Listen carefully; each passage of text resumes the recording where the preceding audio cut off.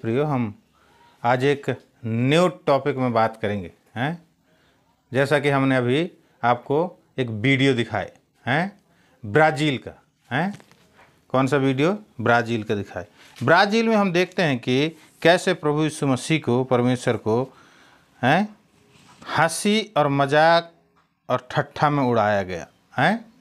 क्या किया गया? हंसी मजाक करके ठट्ठा में उड़ाया गया।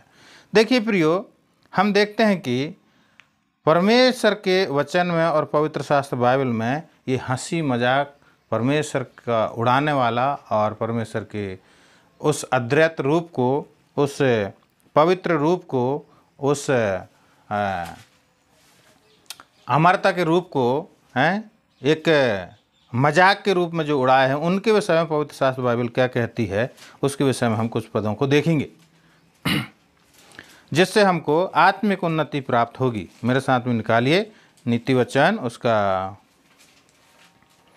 10 अध्याय का 23 पद। नीति वचन 10 अध्याय के 23 पद।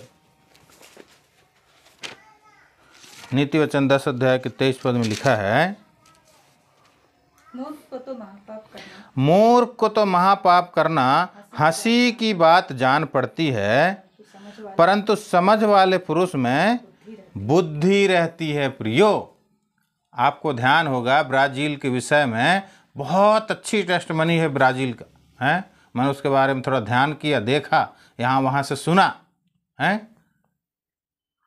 ब्राज़ील एक शिक्षित जगह है और सब चीज़ में ज्ञान के आगे में है। और यहाँ तक हम देखते हैं कि ब्राज़ील कुछ धनुषधारी भी है। क्या? धनुषधारी भी।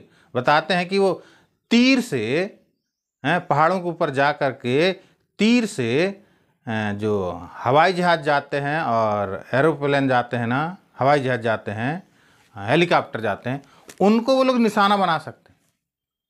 इतना मतलब टेक्निकल में आगे हो गए हैं। लेकिन देखिए परमेश्वर के विषय में उनका क्या विचार है, हैं? परमेश्वर को क्या करते हैं?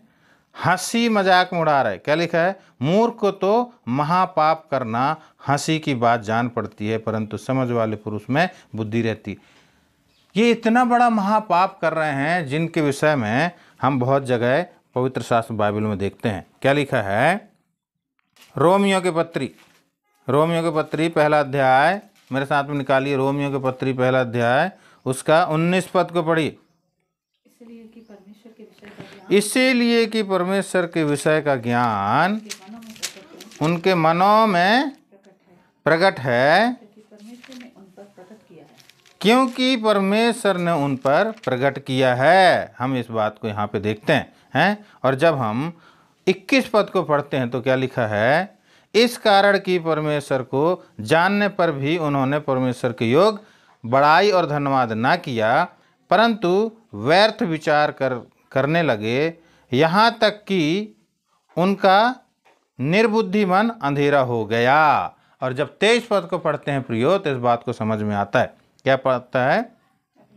और अविनाशी परमेश्वर का महिमा को नाशवान मनुष्य और पक्षियों और चौपाइयों और रेंगने वाले जंतुओं की मूरत की समानता में बदल डाला। देखिए प्रियो, इतने बुद्धिमान, इतने ज्ञानवान, इतने समझदार होके हैं ये लोग उस अद्वैत परमेश्वर को, जिसके विषय में लिखा है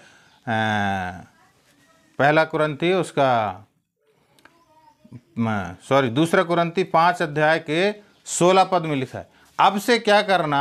प्रभु यीशु मसीह को क्या नहीं समझना? शारीरिक नहीं समझना। वो अद्वैत परमेश्वर हमारे लिए इसलिए आया था इस जगत में आज से 2023 वर्ष पहले कि हमारे पापों के बदले वो प्रायश्चित हो। लेकिन जब हमारा दोबारा प्रभु यीशु मसीह आने वाला है तो वो कैसे आएगा? राजाओं के राजा और प्रभुओं के प्रभु होकर के आएगा। हैं? हजारों स्वर्गदूत उसके दाहिने और बाएं रहेंगे। हैं? वो अपनी मुख की तलवार से लोगों का न्याय करेगा। प्रियो, प्रभु यीशु मसीह अनुग्रह बरसाने आया था। प्रभु यीशु मसीह अनुग्रह देने आया था हमको, और उसके अनुग्रह को हम लोग क्या कर रहे? ठट्ठे में उड़ा रहे। धिक्कार है ऐसे जीवन में, हैं, धिक्कार है ऐसे लोगों की समझ के लिए। हैं, उस अद्वैत परमेश्वर को कैसे आदम और हवा का रूप उनको रूप बना करके, उनका पोशाक पहन करके प्रभु यीशु मसीह को कैसे मार रहे हैं, किस रीति से उस पर हरकत कर रहे हैं, जबकि प्रभु यीशु मसीह तो अपने छिदे हुए हाथ पसार के आए, जो कोई उस पर विश्वास करे वह नाश न हो परंतु अनंत जीवन पाए, ऐसा करके वचन में लिखा। प्रिय, उस बात को ध्यान रखिए। ये लोगों ने क्या कर दिया, उस अद्वैत परमेश्वर के प्रतिरूप को क्या कर दिया, मूर्ति और चौपाइयों और नाशवान मनुष्यों में। मनुष्य क्या है प्रियो, मनुष्य तो नाशवान है, लेकिन इस नाशवान को जीवन में बदलने के लिए प्रभु यीशु मसीह मनुष्य बन गया। इसके लिए हमको ध्यान रखना है। इतने बुद्धिमान लोग होने के पश्चात वो लोगों ने क्या किया, ऐसी मूर्खता किया। इनके विषय में बहुत अच्छी बड़ी बातें लिखी है। ऐसे काम करने वाले मृत्यु के दंड के योग हैं। ये इस पूरे अध्याय को आप लोग कभी पढ़ लीजिए, प्रभु आप लोगों को आशीष देगा। मैं समय के भाव के आधार पर आखिरी पद को पढ़ता हूँ, 32 पद को। लिखा है कि वे तो परमेश्वर की यह विधि जानते हैं कि ऐसे ऐसे काम करने वाले मृत्यु के दंड के योग हैं, तो अभी न केवल आप ही ऐसे काम करते हैं वरन करने वालों से भी प्रसन्न रहते हैं। देखिए प्रियो, करने वाले से भी प्रसन्न होते हैं। और हम जब देखिए 26 पद में क्या लिखा है, इसीलिए परमेश्वर ने उन्हें नीच कामनाओं के वश में छोड़ दिया, यहाँ तक कि उनकी स्त्रियां भी स्वाभाविक व्यवहार को छोड़कर, स्वाभाविक व्यवहार को उससे जो स्वभाव के विरुद्ध है बदल डाला। देखिए प्रियो, और आगे 27 पद में, और इन सारे पदों को आप पढ़ के देखिए तो कितना निचली दशा में मनुष्य गिर गया। साथ में पुरुष तो गिरा ही गिरा, लेकिन स्त्री भी साथ में उनके साथ में क्या हो गए, ऐसे कामुकतार में हो गए हैं। क्या लिखा है, कामुकतार हो गए कहते हैं 27 पद में हैं। और उनने क्या कर दिया, नीच कामना में अपने आप को बदल डाला, निर्लज्जता के कामों में बदल डाला है। प्रिय, इस बात को ध्यान रखिए। ये मनुष्य जाति के पाप के विषय में यहाँ पे वर्णन है।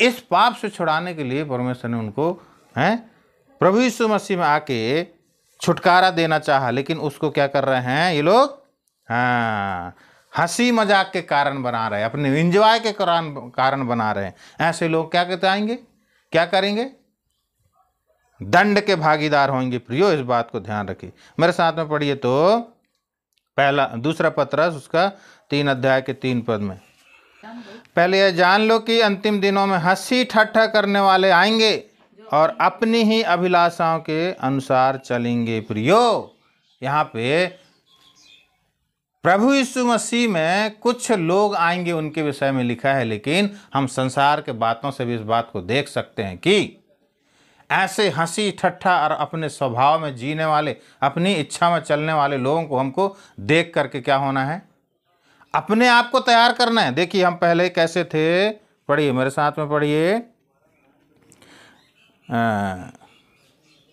पहला कुरिन्ती उसका 6 अध्याय में आइए, 9, 10 और 11 पद को जब हम पढ़ते हैं तो लिखा है, क्या तुम नहीं जानते कि अन्यायी लोग परमेश्वर के राज के वारिस न होंगे। धोखा न खाओ, न वेश्यागामी, न परस्त्री मूर्ति पूजक, न परस्त्रीगामी, न लुच्चे, न पुरुषगामी, न चोर, न लोभी, न पियक्कड़, न गाली देने वाले, न अंधेर करने वाले परमेश्वर के राज्य के वारिस होंगे। और तुम में से कितने ऐसे ही थे, परंतु तुम प्रभु यीशु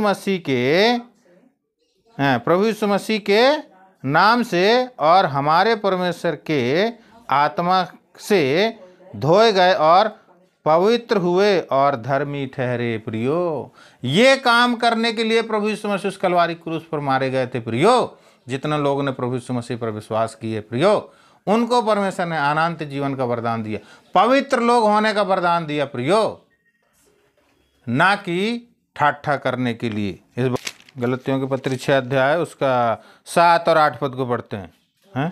धोखा न खाओ, परमेश्वर ठाट्ठे में नहीं उड़ाया जाता, क्योंकि मनुष्य जो कुछ बोता है वही काटेगा। क्योंकि जो अपने शरीर के लिए बोता है वह शरीर के द्वारा विनाश की कटनी काटेगा, और जो आत्मा के लिए बोता है वह आत्मा के द्वारा अनंत जीवन की कटनी काटेगा। प्रियो, इस वचन में साफ साफ इस बात को ध्यान रख लीजिए। जो हंसी मजाक और ठट्ठा और परमेश्वर का अनादर कर रहे हैं उस अद्वैत परमेश्वर को मनुष्य के रूप में बदल करके प्रभु यीशु मसीह तो हमको छुटकारा देने के लिए आया, हंसी ठट्ठा करने के लिए नहीं आया। इस बात को ध्यान रखिए। ऐसे लोग परमेश्वर के दंड के भागीदार होंगे। सो इससे बचने के लिए हमको क्या करना है? उस अद्वैत परमेश्वर के पास में आना है और कहना है, प्रभु यीशु मसीह मैं एक पापी हूं, आप मुझे क्षमा कीजिए।